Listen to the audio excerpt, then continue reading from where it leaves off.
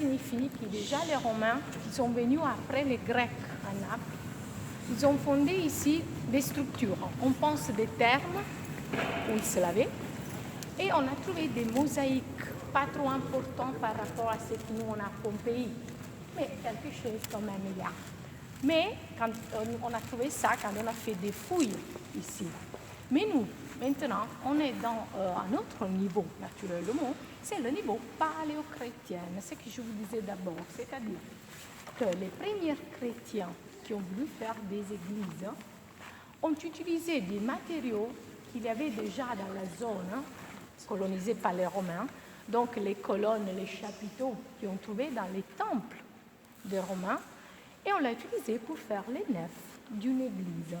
Et puis vous savez quelle structure romaine les chrétiens ont copié pour faire l'église. Pourquoi l'église elle a les nefs comme ça?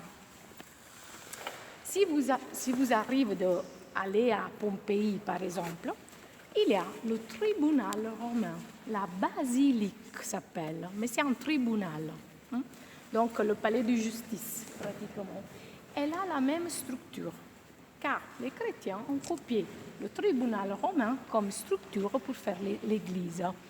Cette église, naturellement, puis a été changée plusieurs fois. Première chose, a été englobée comme chapelle latérale dans l'église de San Gennaro, dans la cathédrale, par les Anjou. Et puis, comme on peut noter, il y a des structures typiquement baroques. Le baroque, c'est successif comme style. Je parle du 17e, 18e. Donc, c'est 18e, 1600, 1700. Ok, c'est ça la période. Et là, par exemple, il y a un orgue à eau, où à eau, il y a les symboles de San Gennaro. Regardez, il y a un chapeau particulier, qui c'est la mitre. La mitre s'appelle de l'évêque San Gennaro, car San Gennaro était un évêque, l'évêque de Benevento. Puis, qu'est-ce qu'il est arrivé? Il a vécu, je parle 300 ans après Jésus-Christ, et il est mort le 305 après Jésus-Christ, tué car il était un chrétien. Et à l'époque, la religion chrétienne, ce n'était pas officiel. Donc les chrétiens étaient persécutés. Il y avait les persécutions des chrétiens. Et San Gennaro a été décapité. On l'a coupé la tête. Puis, qu'est-ce qu'il est arrivé? Qu'une femme, au moins c'est ça la légende, un peu mélangée à l'histoire, une femme a recueilli le sang de San Gennaro dans son trou camber. Ce trou a été gardé pour plusieurs siècles, jusqu'à quand a été amené ici dans la cathédrale, pas dans cette chapelle, dans l'autre qu'on va visiter après. Et à partir du 1300, on a commencé à noter une chose, que le sang de San Gennaro, qui était dense d'habitude, dans une date précise, le 19 septembre, qui c'est la date de la mort de San Gennaro, 19 septembre, il y a le miracle, c'est-à-dire que ça va passer à l'état liquide, de dense à liquide. Et cette chose a commencé à être notée, pas seulement par l'Église, mais aussi par les dévotes. Et donc, on a commencé à parler de miracle de San Gennaro. Aujourd'hui, les miracles sont 3 chaque année. San Gennaro a amélioré un petit peu sa position. Et il y a plusieurs dates au mois de mai, au mois de décembre, le 16 décembre, il y a un autre miracle, il y aura, pour se rappeler du fait que San Gennaro, le 16 décembre du 1631, il a aidé les Napolitains à se sauver par la lave du Vésuve. Il a fait un peu tourner la coulée de lave du volcan. D'accord? Donc la dévotion pour ces saints. Et le miracle, il arrive dans la chapelle qui maintenant nous on va voir. Et je vous assure que quand il y a le miracle, c'est impossible de rentrer dans l'église, tellement du monde il y a. Okay? Avant de passer dans l'autre chapelle, je voudrais vous montrer seulement un moment, petite chapelle à côté d'une autre sainte qui est morte à la même période de San Gennaro, Santa Restituta, et il y a son image ici, à côté de San Gennaro, dans une mosaïque du 1322. Nous, on est dans une chapelle très, très riche, où c'est dommage, on ne peut pas voir le sang de San Gennaro, car on le voit seulement dans les jours que je vous expliquais, il y a le miracle. Et par exemple, aussi dans les jours après, car d'habitude, quand il y a le miracle, pour 2-3 jours, ça reste liquide le sang. Et donc les gens continuent à boire, la chose continue à venir dans l'église pour boire le sang qui est désormais liquide. Il est quand même derrière, à la base de la statue, derrière l'autel. Tandis qu'en revanche, dans le buste à côté à gauche, il y a les os de la tête de San Gennaro, mis dans le buste doré. Quand je vous ai dit la chapelle a été construite à partir du XVIIe, imaginez combien d'artistes ont été appelés pour réaliser ça. À partir d'un artiste qui venait de Boulogne, qui c'est celui qui a fait les tableaux sur les autels.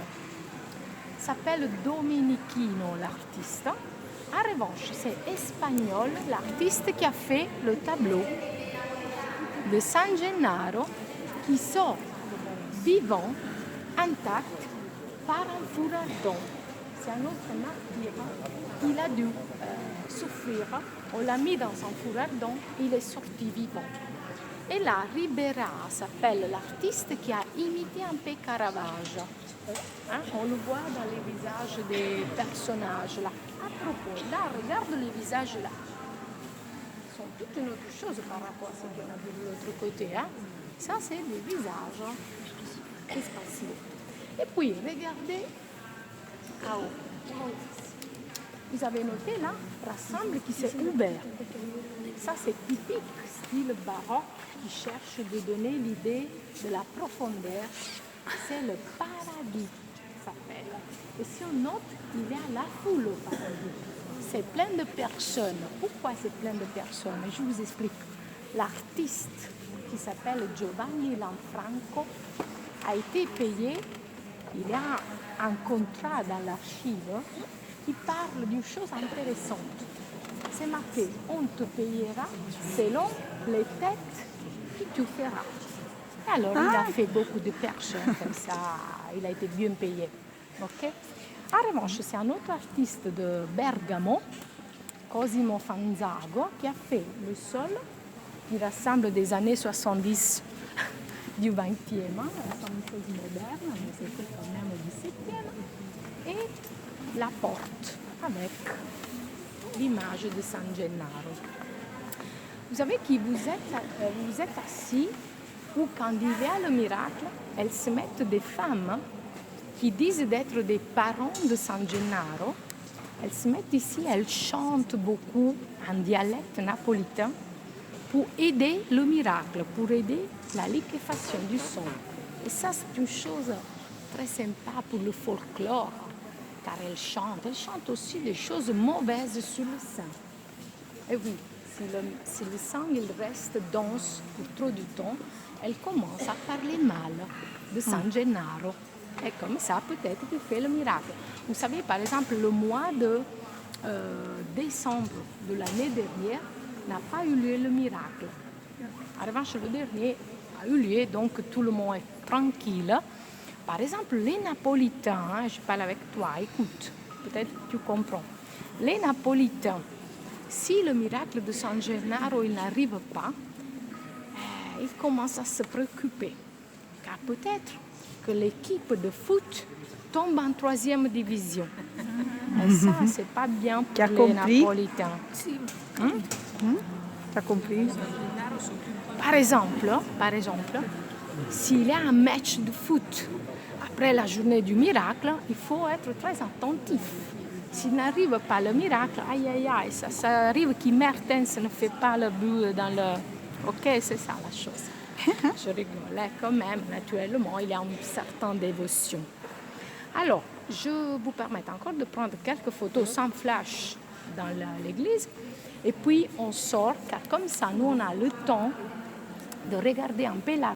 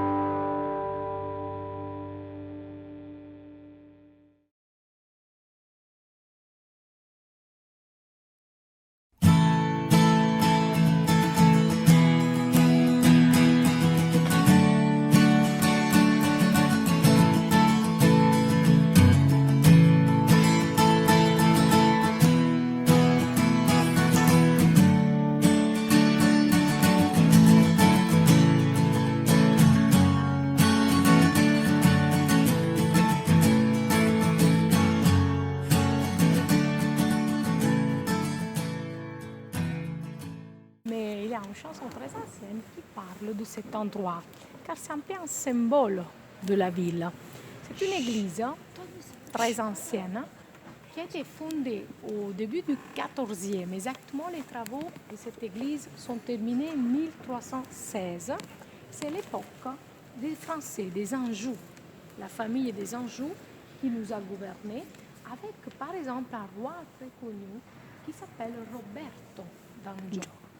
Maintenant, nous, on le voit représenté sur sa tombe, là, regardez, là où il y a la lumière qui tombe sur la paroi. Robert d'Anjou, il habitait dans le Maschio Angioino. C'était sa maison, le château qui est à côté du port de Naples. Imaginez, il habitait là-dedans, le magnifique le château des Anjou. Et puis, du moment que sa femme, Sancha de Mallorca, elle aurait voulu se faire Clarisse. Les Clarisses, ce sont les sœurs qui prient tout le temps dans des cellules fermées, dans les couvents. Puis elle a épousé, elle s'est mariée avec Robert d'Anjou, donc elle est restée dévote à Santa Chiara.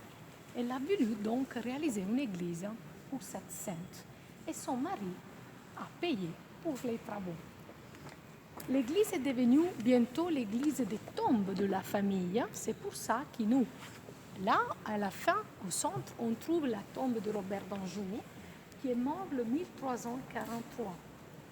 Et il a été représenté 2 fois, regardez, 2 fois, à haut, sur le trône, regardez, avec le sceptre et le globe, qui sont les symboles du pouvoir.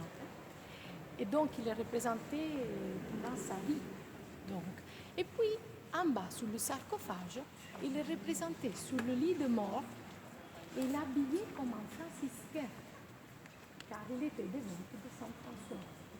Et tout autour, regardez, il y a des statues de personnes, en particulier ce sont des femmes, qui le surveillent en point de mort.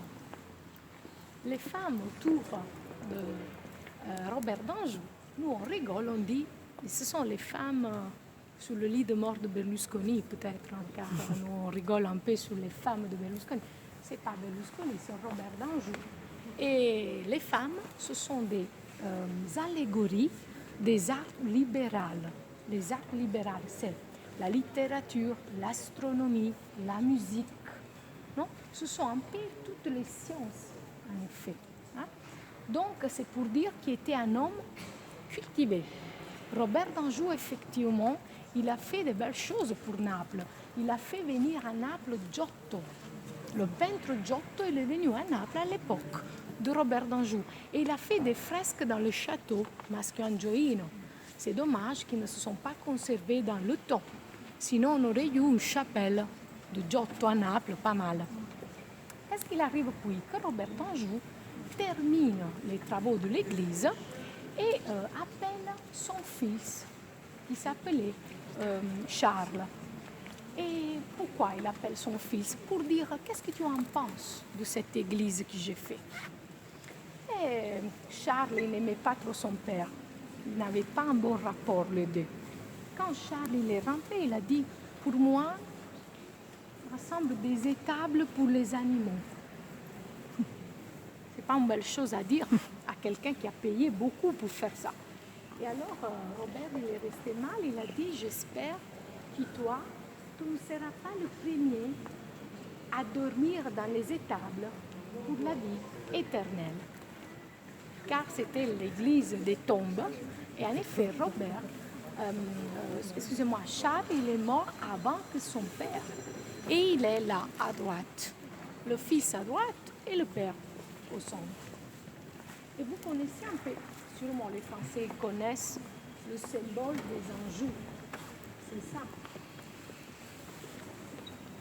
Le fleur de lys. Le fleur de lys. Giglio. Giglio en francese è fleur de lys. Hein? Pourquoi c'est le symbole? Il y a plusieurs légendes. Il y a une légende qui dit un ancêtre des Anjou, Antenato, gli Angioini, il a gagné une bataille dans son champ avec ses fleurs. Alors, on a voulu donner le nom à ces fleurs de ces personnages qui s'appelaient Louis. Donc, fleur de Louis, c'est devenu puis fleur de lys. Et c'est le symbole des Anjou. En revanche, ça, c'est le blason de la famille espagnole d'Aragona. Regardez, c'est pas la capitale, l'équipe de foot romaine, non è la squadra della Roma giallo-rossa qua. Questi sono gli aragonesi. Pourquoi il y a le jaune et le rouge? Car la légende compte qu'un ancêtre, il est mort à cause d'une bataille et avant de mourir, avec le sang, il a fait des lignes sul bouclier doré. Quindi questo antenato degli aragonesi prima di morire con il sangue ha fatto delle linee sullo scudo dorato e ecco perché questo è diventato il simbolo degli aragonesi, ok? Perché gli angioini e gli aragonesi? Perché Roberto d'Anjou sposa Sancha de Mallorca. Donc c'est la famille Robert d'Anjou, Sancha de Mallorca. C'est la couple qui est représentée. L'église, c'est un style roman, un style très sobre, regardez, c'est pas la cathédrale ça. Aussi, si pour les Napolitains, elle est très importante car dans cette église, elle termine la procession de San Gennaro. Là, la procession. Et qu'est-ce qu'il arrive puis à l'époque baroque? Que l'église est complètement changée en style baroque. Et par exemple, là, nous, on a une chapelle baroque, la chapelle de Saint-François, qui reste de l'époque baroque. Le reste ne reste pas. Pourquoi? Car en 1943, on a la guerre, on a le bombardement des Américains qui ont bombardé la ville, ont cassé une bonne partie des églises napolitaines, des palais napolitains, ont fait plusieurs victimes. Et ici, les bombes ont cassé toute l'église. Le plafond, par exemple, baroque, a été complètement détruit. Et ce que vous voyez maintenant, ce n'est pas du bois, c'est du ciment armé. Non è legno, è cemento armato colorato come legno, fatto dopo la guerra quando i bombardamenti avevano distrutto, quello che ho spiegato ai francesi, la chiesa. Okay? Quindi era rimasto veramente poco della chiesa. Infatti anche il monumento lì è stato distrutto. Vedete che in alto non c'è niente più.